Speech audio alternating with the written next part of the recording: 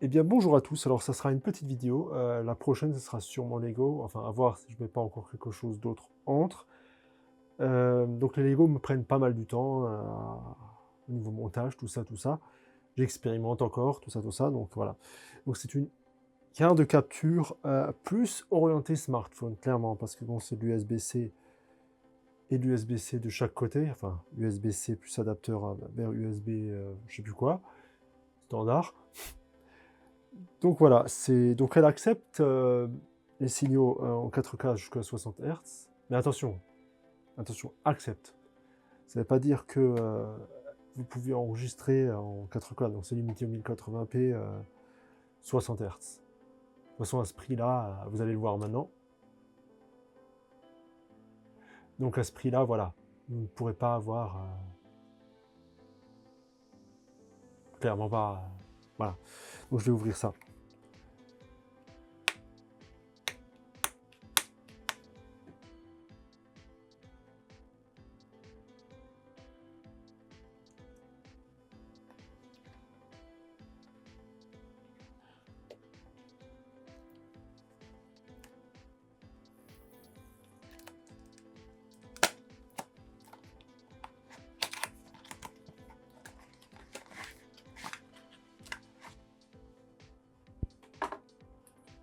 Donc, d'un côté, on a l'USB standard, avec, enfin, c'est un adapteur plutôt, USB-C plutôt.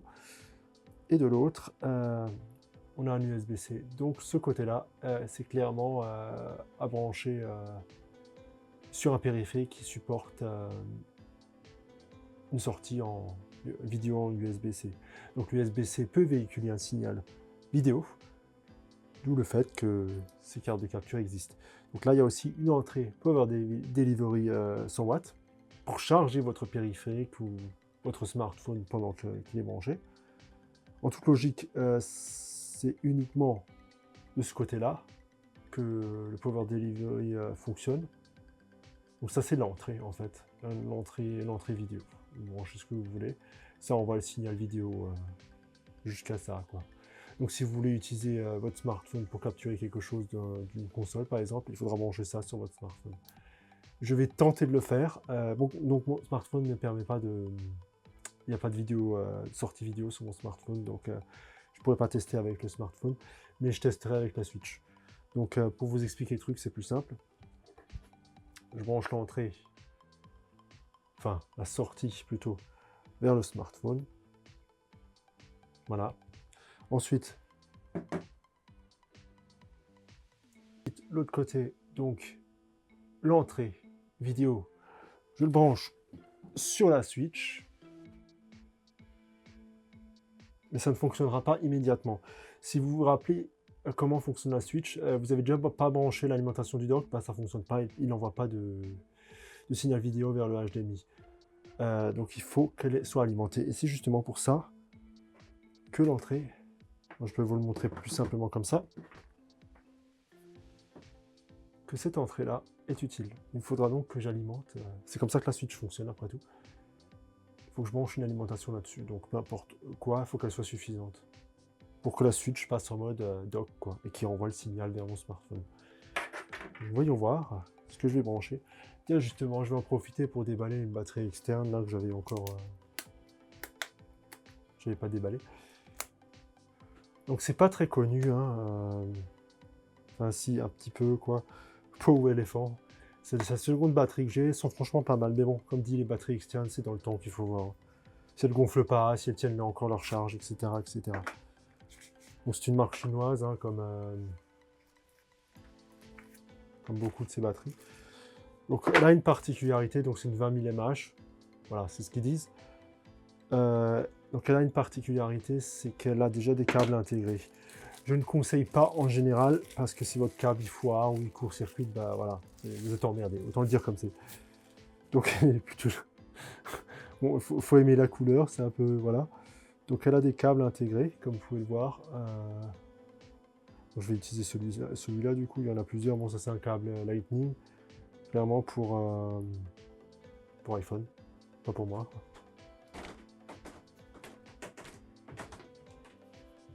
Je vais checker la charge, du coup. 84%, ça sera largement suffisant pour ce qu'on veut faire. Donc, ça, je vais le brancher sur le port Power Delivery.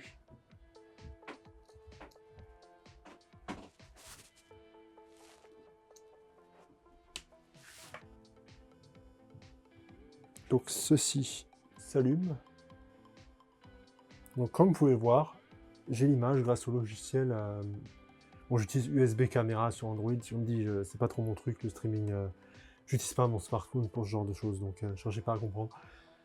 Par contre, la batterie externe ne fournissait pas assez d'alimentation, donc j'ai simplement branché sur le port Power Delivery, j'ai simplement branché le chargeur le chargeur, l'alimentation fournie directement avec la Switch, quoi.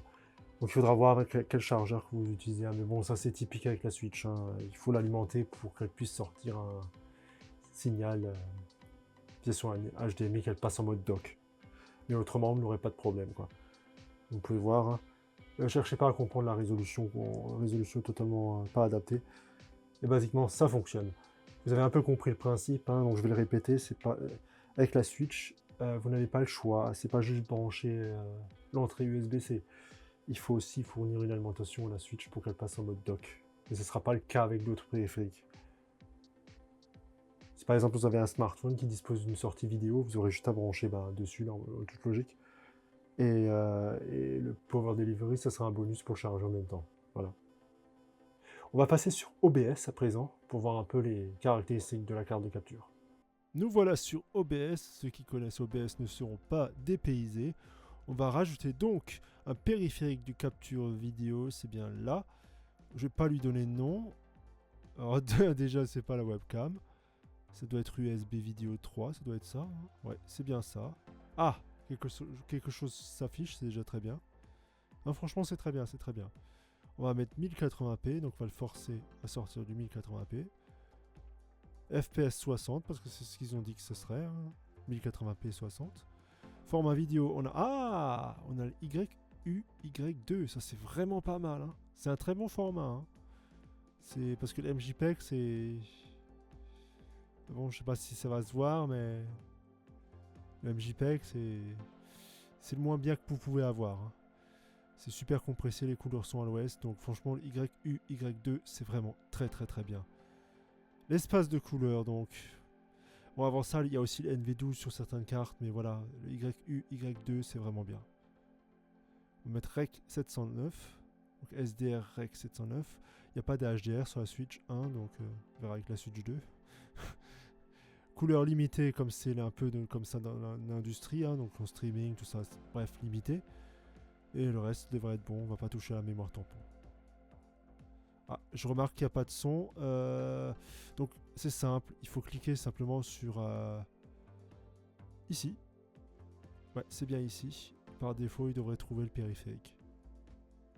Ouais, c'est bien ça. Donc on a du son. C'est génial. Vous avez peut-être appris un truc là. Ça aura fait un petit tuto. Donc cherchez pas à comprendre mes paramètres chelous de OBS. Hein. Moi j'enregistre sur 6 pistes et le son sera sur 6 pistes. Mais bref, c'est pas important ici. Donc je vais adapter l'image à tout l'écran, comme ça vous pouvez voir si vous transformez, adapter à l'écran, c'est bien ça. Donc déjà là, ça m'a l'air déjà pas mal fluide. Hein. Ça a l'air vraiment sympa. Ah merde. J'aurais dû relancer un truc. Ok, c'est parti, on va voir si c'est fluide. Déjà ça m'a l'air pas mal là. Donc je viens juste de toucher la carte, hein. Elle chauffe pas du tout. Un peu, voilà. Mais loin d'être brûlante. Hein. J'essaie d'observer en même temps que jouer. Ça m'a l'air plutôt fluide en vrai. Hein. En vrai, c'est pas mal du tout. Hein. L'input lag est sympa aussi. Hein. C'est peut-être pas le plus bas que j'ai eu, mais il est loin d'être dérangeant. Hein. En vrai, c'est loin d'être dérangeant. Hein. C'est pas mal du tout. Hein. C'est vrai que la carte de capture que j'avais testée à 10 balles, c'était une catastrophe. Je crois qu'elle était en MJPEG. Et c'était pas stable. Enfin bon, le MJPEG de base, c'est pas spécialement stable. Hein. Bon, voilà. Celle-ci, pour ce format en YUY2, c'est vraiment sympathique. Hein. Ça a quand même bien évolué les cartes. Hein. les captures, hein. Les cartes pas chères avant, elles n'arrivaient même pas à afficher du 1080p. Hein. Et d'un coup, elles avaient affiché du 1080p 30, elles pouvaient pas afficher plus. Et puis enfin, on est arrivé à du 1080p 60 sur des cartes pas chères. Hein. C'est pas mal du tout niveau fluidité en vrai. Hein. Ah, je suis plutôt impressionné. En vrai, je suis plutôt impressionné. C'est pas dégueulasse.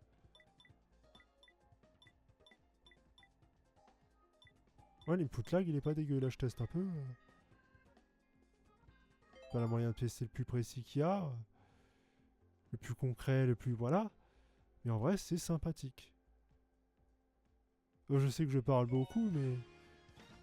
Voilà, je sais pas comment dire les choses autrement. C'est pas dégueu